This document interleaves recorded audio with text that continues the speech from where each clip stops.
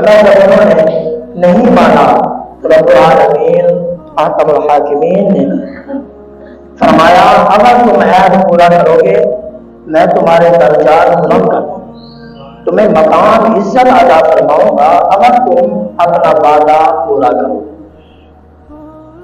جب انہوں نے وعدہ پورا نہیں کیا، وعدہ خلافی کی، عہد پورا نہیں کیا، پھر آقا علیہ السلام کا چمکتا ہوا فرمان ہے، مدینے کے تاجدار نے فرمایا جس بندے کے اندر 4 نشانیاں پائی جائے وہ بندہ کھلا منافق ہے۔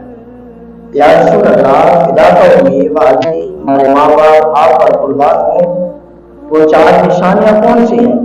تو مدینے کے تاجدار نے فرمایا پہلی نشانی یہ ہے، فرمایا جب وہ بات کرے گا تو جھوٹ بولے گا، جب بھی بات کرے گا جھوٹ بولے گا۔ دوسری بات اگر تم امانت رکھو گے تو وہ امانت میں خیانت کرے گا۔ تیسری بات فرمایا جب وہ جھگڑا کرے گا تو گالیاں دے گا۔ چوتھی بات مدینے کے تاجدار نے ارشاد فرمایا جب وہ امانت رکھو گے خیانت کرے گا، وعدہ کرے گا وعدہ خلافی کرے گا، فرمایا جب بولے گا جھوٹ بولے گا، لڑائی کرے گا تو گالیاں بکے گا۔ یہ 4 نشانیاں جس میں پائی جائیں حضور نے فرمایا وہ بندہ کھلا منافق ہے۔ یہ وعدہ تھا اللہ کے ساتھ۔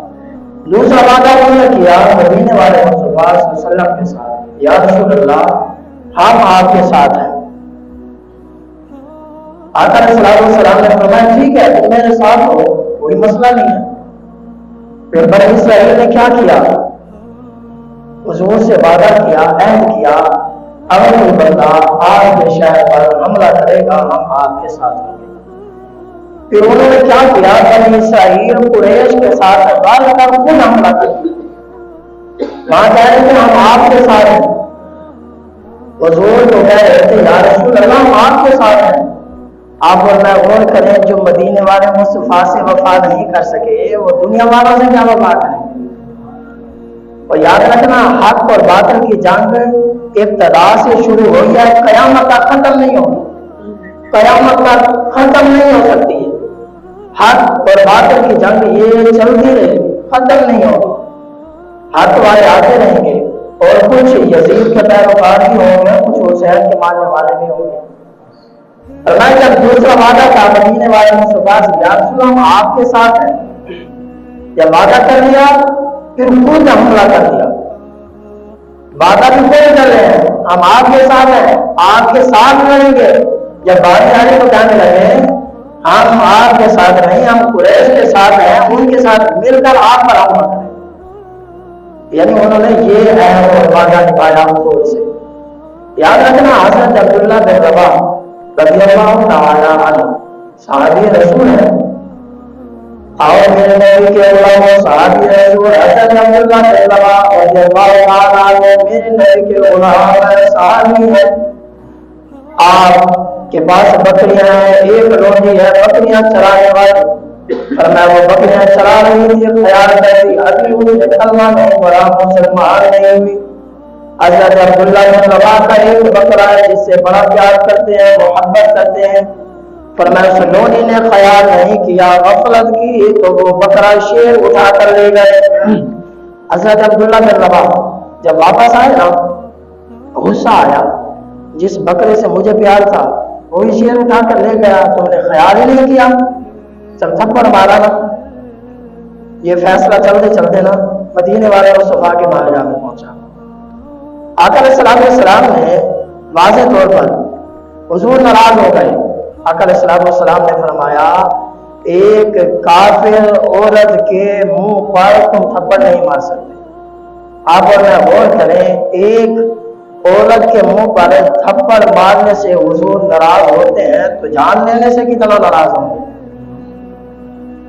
اور مدینے والے مصطفیٰ کا چمکتا ہوا فرمان ہے، مدینے والے مصطفیٰ کا چمکتا ہوا فرمان ہے، المسلم من سلم المسلمون من لسانہ و یدہ۔ حضور نے فرمایا جس نے مسلمان کو ایذا پہنچائی، تکلیف پہنچائی، حضور فرما رہے ہیں اس نے مجھے تکلیف پہنچائی، اس نے مجھے ایذا پہنچائی۔ مدینے والے مصطفیٰ فرما رہے ہیں فرمایا جس نے مجھے ایزا پہنچائی اس نے اللہ کو ایزا پہنچائی. آپ میں غور کریں، جس نے اللہ کو ایزا پہنچائی اللہ تبارک و تعالی اس بندے کو پکڑ کر جہنم میں ڈالے گا. دنیا میں بھی ذلیل ہوگا، آخرت میں بھی ذلیل ہوگا. یعنی معلوم ہوا مدینے والے مصطفیٰ کو ایزا پہنچانا یہ کتنا برا کام ہے. حضور کو ناراض کرنا، پھر قیامت کے دن کون سا منہ لے کر جائیں گے حضور کو شفاعت کا کہیں گے یا رسول اللہ میں بھی آپ کا امتی ہوں، میں بھی آپ کا غلام ہوں، میری شفاعت کرے. تو مدینے والے مصطفیٰ نے اگر دعا کا مکھڑا پھیر لیا، چہرہ مبارک پھیر لیا، تو یاد رکھنا پھر کوئی وہاں بچانے والا نہیں ہوگا. اس لیے فرمایا قیامت کا دن ہوگا، آقا علیہ الصلوۃ والسلام کے غلاموں تمام لوگ پریشان ہو گئے، کوئی کسی کے ساتھ محبت کرنے والا نہیں ہوگا، چھڑانے والا بچانے والا نہیں ہوگا. مدینے کے تاجدار آئے تھے، حضرت اب آدم علیہ السلام کہیں گے آج میں بھی رب کی بارگاہ میں نہیں جا سکتا. حضرت نوح علیہ السلام آئیں گے آج میں بھی اپنے رب کی بارگاہ میں نہیں جا سکتا. حضرت عیسیٰ علیہ السلام آئیں گے، موسیٰ علیہ السلام، اولو العزم تمام رسول نبی انبیاء آئیں گے کہ ہم اللہ کی بارگاہ میں نہیں جا سکتے. تمام امتیں کہیں گی پھر ہم کہاں جائیں، کس کے پاس جائیں، آج فریاد کس کو کریں.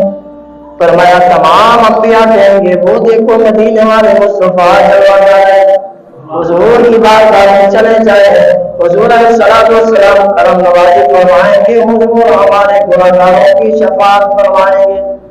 شاعر نے کرم بنایا وہ صورت ترجمانی فرمائے، گھر کا کمی وہ آ جائیں گے، حشر کا سارا نقشہ بدل جائے گا. کرتاری کملی وہ آ جائیں گے، حشر کا سارا نقشہ بدل جائے گا.